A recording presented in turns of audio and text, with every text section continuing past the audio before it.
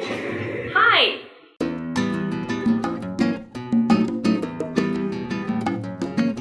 So it has been a while. A lot has changed. My hair is pink.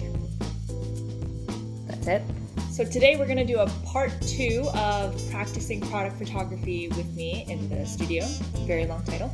I want to thank everybody for all your super supportive and kind comments. I was honestly very surprised that a lot of you learned stuff from there and found it inspirational, which is awesome. I do want to put a disclaimer that, I don't feel like I'm in any place to really be giving a tutorial. So this is just kind of like a come along and practice with me, and you can see the behind the scenes process of my learning process. I'm still very new and just practicing and learning as much as I can. So today's episode of Practice Product Photography is going to be focused a little bit more on styling. I have these amazing props from Snap and Snap. I'll show you a better view of this in a second.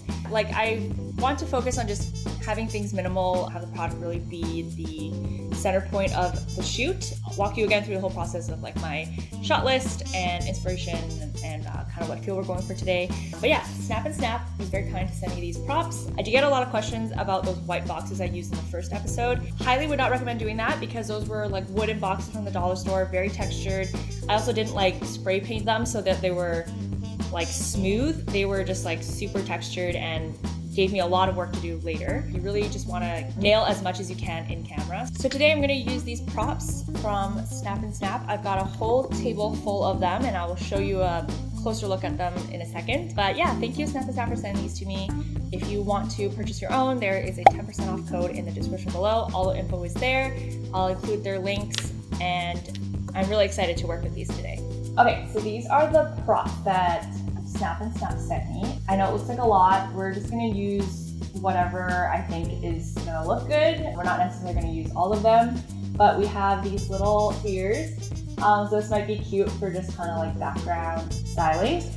And then we have these pedestals, which I think are the key to product photography. I would really recommend just having a couple blocks, even if they're just square or rectangle or whatever. These are a little bit fancier, kind of the hexagon shape. So these would be really nice for jewelry actually, but we can use them for the product we're shooting today. And then we have this big circular pedestal. These are not as thick, so they're just gonna give you a nice little bit of separation. These ones are probably something that I think if you're shooting products, everyone should have. These are just the square ones, so I have quite a few. These cubes are probably pretty good, gives you a nice height. So there's a few sizes here. There's a really small one, there was this middle-sized one, and then this big one. So yeah, got a lot to work with today.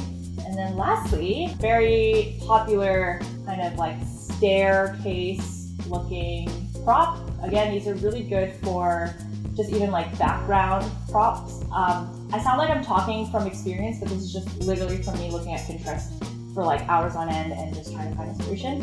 And then this comes with this bigger stairs one. This is also really nice to kind of put, if you have a beauty product with bottles here, and then this kind of on the back or whatever, just kind of creating some dimension. So we have these, I guess, arches, horseshoes, whatever. You can probably just use them whichever way, this way, or have them standing up. But yeah, I'm excited to work with all this today. The only other props that I have are these fake plants that I got from IKEA.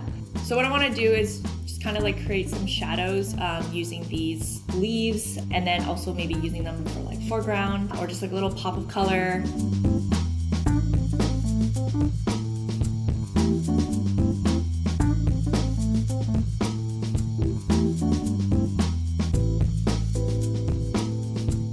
Okay, so the first shot that I want to do is kind of an individual shot, so just one product at a time with the different pedestals that I'm going to try, and then I want to create these shadows. And then I also want to incorporate my hand into some of these shots. I don't know if you could tell before, but I got my nails done, so I think this will be a very nice opportunity to finally hand model. And then the second one is much more complex. I'm not sure if I'm gonna be able to pull it off, but I did learn how to do cloning, so I wanna practice that a bit more. So we're gonna set up the lighting now. So what I was thinking is just having this strobe I'm using my Speedlite in lieu of strobes because I want to just use what I have. So I got these triggers, actually I think these are the receivers, and then I have the transmitter on my camera, so it'll trigger this light when I hit the shutter. Okay, so after all that half an hour of talking, we're finally gonna get started on shooting. So let's go.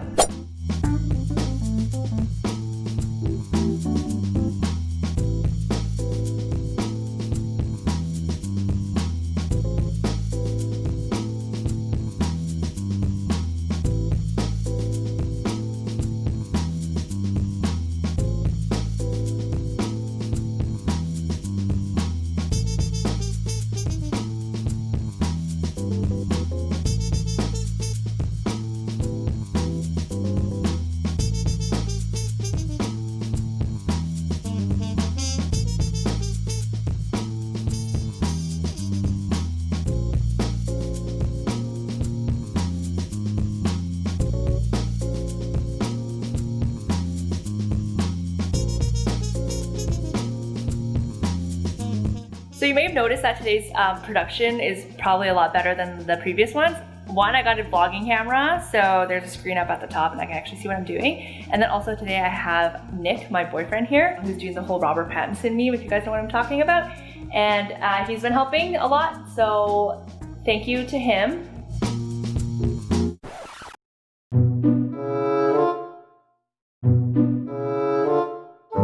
Three days later. Okay, so the plan for part 2 is to just achieve 2 shots that I want to try. So the first shot that I want to do is a little bit more complicated. It's one of the floating ones. We'll see how it looks in post-production, but basically I just kind of want to utilize the packaging, so kind of have like the razor coming out of the bag. And then the other shot is using my hand in the photo. So the shadows are a bit too harsh, so I think I'm gonna pop a softbox on my main light and then try a slightly different setup. So instead of having the video light shining up from the back, which I felt like honestly didn't really do much, it wasn't the effect that I wanted, but I basically just kind of want like a clean, bright look. So I'm gonna have my main light in the front, so I don't have it on here, but like it'll be up here, and then the softbox will be here. So then I get a bit more of a diffused, well, I get diffused light and then softer shadow. And then I'm just gonna have my second Speedlite on another stand, just pointing up to the ceiling for a fill. And then that way it'll kind of illuminate the rest of the scene, and hopefully that'll eliminate the shadows a little bit. There's still gonna be a shadow, but it'll be less dark. Let's give it a shot.